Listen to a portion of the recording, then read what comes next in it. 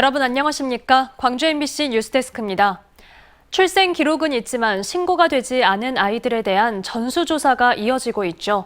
이 가운데 광주에서는 생후 6일 만에 숨진 딸을 종량제 쓰레기 봉투에 넣어 버린 30대 친모가 5년 만에 경찰에 붙잡혔습니다. 임지은 기자가 취재했습니다. 광주 광산구의 한 아파트. 흰옷을 입은 한 여성이 모자를 푹 눌러쓴 채 한 손에 종량제 봉투를 들고 있습니다. 이윽고 한 장소에 종량제 봉투를 버립니다. 자신이 낳은 아이가 생후 6일 만에 죽었는데 그 시신을 버린 사실이 5년 만에 드러나 경찰 앞에서 당시를 재현하고 있는 겁니다. 생후 6일 된 아기를 왜 유기하신 건가요, 선생님? 죄책감을 따로 안 드셨어요? 31살 김모 씨는 경찰 조사에서 지난 2018년 4월 자신이 낳은 생후 6일 된 딸을 홀로 남겨둔 채 3시간가량 외출했는데 돌아와 보니 겉삭의 모자에 얼굴이 덮여 질식해 숨져 있었다고 주장했습니다. 왜 병원에 데리고 가거나 경찰에 신고하지 않았는지에 대해서는 말하지 않고 있는 것으로 전해졌습니다. 친모는 새벽 시간 아이의 시신을 종량제 봉투에 담아 자택 바로 앞에 있는 이곳 쓰레기 수거함 인근에 버렸습니다. 김 씨의 범행은 출산 기록은 남아있지만 출생 신고가 되지 않는 것을 확인한 자치단체가 김 씨를 추궁하기 시작하면서 발각됐습니다. 전수조사에 나선 공무원에게 친모 김 씨는 아이를 친정아버지에게 맡겼다고 말했지만 정작 친정아버지는 공무원에게 딸이 임신한 사실조차 모른다고 말하면서 범행이 드러났습니다. 아빠는 안 받았다고 하니까 무슨 일인 건지 놀랬죠. 왜냐면 얘기 난지도 몰랐고 자수한다는 이야기를 먼저 했었는데. 경찰 조사에서 김 씨는 홀로 아이를 키워야 한다는 사실이 답답해 아이를 혼자 두고 집을 나왔다며 친부의 행방은 알지 못한다고 말했습니다. 경찰은 김 씨를 아동학대치사 및 시체 유기 혐의로 구속영장을 신청할 예정입니다. 한편 현재까지 광주 전남에서 소재가 확인된 미신고 아동은 10명, 아직 확인되지 못한 아동은 모두 43명입니다. MBC 뉴스 임지은입니다. 오늘 낮까지는 장맛비가 무섭게 쏟아졌습니다. 지금은 소강 상태를 보이고 있지만 내일 새벽부터 오전 사이 또다시 강한 비가 내릴 수 있어서 주의가 필요합니다. 자세한 장맛비 소식과 주말 날씨, 이다솔 기상캐스터가 전해드립니다. 오늘 낮, 하늘에 구멍이라도 난 듯 장맛비가 강하게 쏟아졌습니다. 광주천은 무섭게 불어났고 주변 도로에도 금세 물이 차올랐습니다. 많은 비가 내렸다 하면 매번 침수 피해를 입는 양동 복개상가 상인들은 또다시 두려운 마음이 앞섭니다. 할 수 있는 최선은 모래주머니 쌓아두기, 그저 강한 비가 멎길 간절히 바랄 뿐입니다. 너무 걱정된 게 아니라 너무 무서워요. 여기 넘치지 저기 넘치지. 아무튼 요 밑으로는 다 침수가 됩니다. 비가 너무 와갖고 저녁 내 잠을 못 자고 물이 이렇게 가게로 들어오고 그래요. 하수도 자체를 다시 뚫어야 그런 현상이 이제 안 나타나지. 그러지 않는 이상은 계속 코너만 쳐다보고 있어야지 어째. 광주와 전남은 내일까지, 남해안 지역은 모레까지도 장맛비가 이어지겠습니다. 혹시 모를 피해에 대비를 철저히 하셔야겠습니다. 정체전선이 오르내리며 비가 내리다 그치길 반복하겠습니다. 예상되는 장맛비의 양은 내일까지 남해안을 제외한 광주와 전남에 5에서 40mm, 전남 남해안을 중심으로는 모레까지 30에서 80mm입니다. 남해안 지역은 특히 내일 새벽부터 아침 사이 시간당 30mm 안팎의 강한 비가 내릴 수 있습니다. 주변 빗물바지를 자발적으로 점검하고 하천변 산책로 또는 지하차도 이용을 삼가는 등 침수 피해 예방에 적극적으로 임해야 합니다. 또 혹여나 밤사이 강한 비로 빗물이 집 안으로 조금이라도 흘러들어오면 즉시 대피하는 등 각별한 주의가 필요합니다. 내일 장맛비가 그치자마자 또다시 찜통더위가 이어지겠습니다. 광주의 낮 최고 기온은 30도를 웃돌며 오늘보다 6도가량 오름세를 보이겠고 습도가 높아 체감온도는 33도 안팎까지 오르며 폭염특보가 내려질 가능성도 있습니다. 장맛비 아니면 폭염이 이어지는 요즘 날씨에 대한 여러 대비뿐만 아니라 건강관리도 잘 하시기 바랍니다. MBC 뉴스 이다솔입니다. 한때 바닥을 드러냈던 광주의 주요 식수원 동복댐이 지난 5월부터 이어진 폭우와 장마로 이제는 물이 가득 찼습니다. 급기야 홍수 예방을 위해 방류에 들어갔습니다. 김영찬 기자가 취재했습니다. 광주 주요 식수원인 동복댐에서 물을 내보내고 있습니다. 이대로 더 물이 찼다가는 또 많은 비가 왔을 때 인근 지역에 물난리가 날 수 있기 때문에 사전에 방류하고 있는 겁니다. 동복댐은 지난달 29일부터 최근까지 시간당 5만여 톤을 방류하고 있습니다. 일시에 많은 물이 하루 지역에 흘러가게 되면 침수 피해 등이 우려되기 때문에 홍수 방지를 위해서 현재 동복댐의 조수율은 86%, 지난 5월부터 이어진 폭우와 장마로 30%대로 들어섰고 최근 닷새간의 장마로 80%를 넘어선 이후 수위가 꾸준히 높아졌습니다. 동복댐은 지난 4월까지만 해도 조수율이 18%대 수준에 그쳐 제한급수 위기를 겪었지만 불과 석 달 만에 상황이 바뀌었습니다. 가뭄이 시작됐던 지난해와 비교해보면 동복댐의 모습이 확연히 다른 모습입니다. 동복댐 방류는 2021년 이후 2년 만입니다. 특히 방류수는 하류에 있는 또 다른 광주 전남 식수원인 주암댐으로 흘러가는데 조수율 상승에도 큰 도움이 될 것으로 보입니다. 지난 4월에는 17.6%를 기록했던 주암댐도 현재 조수율 40%대까지 올라왔습니다. 광주시는 극심한 가뭄으로 고통받았던 만큼 같은 잘못을 반복하지 않기 위해 식수확보 대책 마련에 부심하고 있습니다. 최대한 유효조수량 100%를 충족할 수 있도록 담수량을 늘려나갈 계획입니다. 그래서 금년, 작년과 같은 가뭄 상황에 같이 직면하지 않도록 지역적으로 효율적인 제한급수와 홍수 피해 걱정을 반복하지 않기 위해 보다 근본적인 식수원 확보 대책 마련이 필요합니다. MBC 뉴스 김영창입니다. 오늘 하루 광주에 60mm의 비가 내리면서 크고 작은 피해가 잇따랐습니다. 오후 2시쯤 동구 지산사거리 인근 인도에서는 깊이 3m 정도의 땅꺼짐이 발생해 길을 지나가던 시민이 구덩이에 빠져 다쳤습니다. 이보다 앞선 오후 1시 반쯤에는 광산구 진곡산단의 한 도로에서 4.5톤 화물 차량이 빗길에 옆으로 넘어지며 교통시설물을 들이받았습니다. 경기 침체와 고금리 여파 등으로 지역 기업들은 빚을 내서 근근히 버텨가고 있습니다. 건설과 부동산에 집중된 지역 경제 바탕에 기인한 요인이 큰데요. 문제는 올 하반기에도 체감 경기가 나아질 기미를 보이지 않아 이 같은 상황이 반복될 우려가 높다는 겁니다. 한신구 기자의 보도입니다. 금리와 물가 인상, 소비 심리 침체 여파가 지역 기업에 짙은 먹구름을 들이우고 있습니다.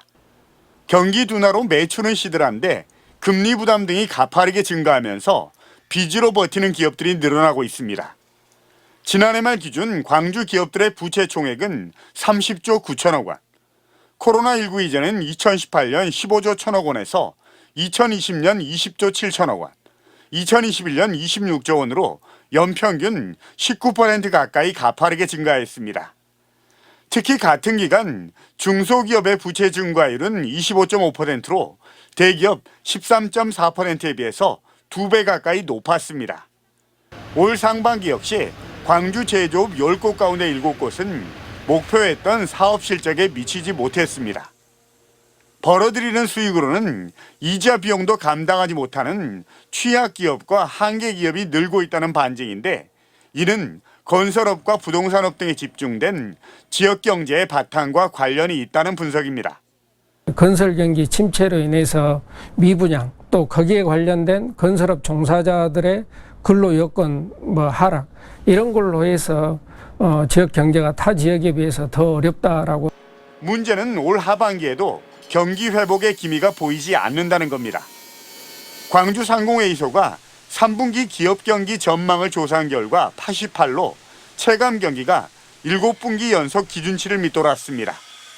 이 같은 수치는 2분기 92보다 더 악화된 것으로 세계 경기 위축과 수출 감소, 고물가 고금리에 따른 소비 심리 위축 등의 여파가 반영된 것으로 풀이됩니다.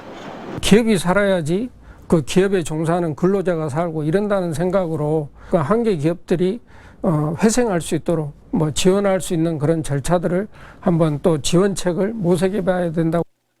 빚으로 버티는데도 한계에 다다른 상황인데 곧 다가올 최저임금 여파는 또 어떻게 넘어야 할지. 현재 지역기업, 특히 중소기업이 맞닥뜨린 버거운 현실입니다. MBC 뉴스 한신구입니다. 이틀 전 목포의 한 선착장에 정박돼 있던 선박에서 기름이 유출됐습니다. 해경은 초동 방제를 마쳤다고 밝혔지만 여전히 떠다니는 기름에 인근 주민들은 불안감을 호소하고 있습니다. 안준호 기자가 취재했습니다. 목포의 관광지 가운데 하나인 요트 선착장 앞 바다. 얼룩덜룩한 기름층이 바다 위에 넓게 퍼져 있습니다. 주변으로는 오일 펜스와 기름을 흡수하는 흡착포가 설치됐지만 떠다니는 기름을 모두 걷어내기엔 역부족입니다. 요트 선착장 전체에는 기름 냄새와 함께 유막이 둥둥 떠다니고 있습니다. 이곳에 정박해 있던 100톤급 예인선에서 기름이 유출되기 시작한 건 지난 5일.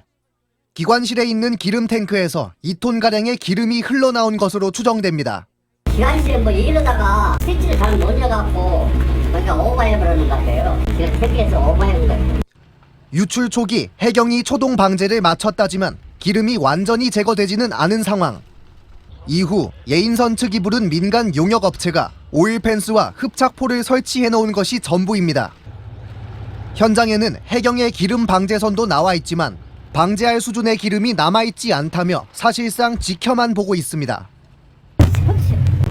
방제 작업할 수준 아니고 이 순찰 개념으로 혹시나 민간 업체에서 잘하고 있는지 그리고 어려움이 있는지 순찰 겸 이쪽에 에어컨도 안 되고 그래서 이렇게 해놨습니다. 역한 기름 냄새에 피해를 입는 것은 물론 확산을 우려하는 건 인근 주민들의 몫입니다. 거기에 해가 지나가서 거기서도 냄새가 지금 이게 한 며칠 됐다니까요. 보고만 저라고 다니는 거야. 해경에서 그때 초기에 싸주고 했으면 안 퍼지죠. 바로 전날 해양 오염 사고 대응 역량을 강화하겠다며 드론까지 활용한 방제 합동 훈련을 홍보했던 해경. 정작 관광객들도 오가는 목포 앞바다에서 사흘째 떠다니는 기름에는 손을 놓고 있습니다. MBC 뉴스 안준호입니다.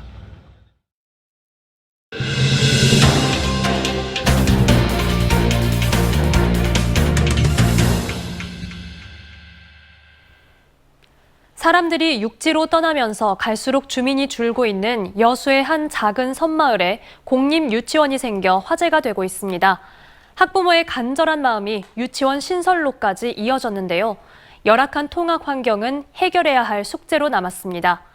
광주와 목포 여수문화방송 기자들이 공동 취재에 함께 보도하는 인구 절벽 기획보도. 오늘은 김단비 기자입니다.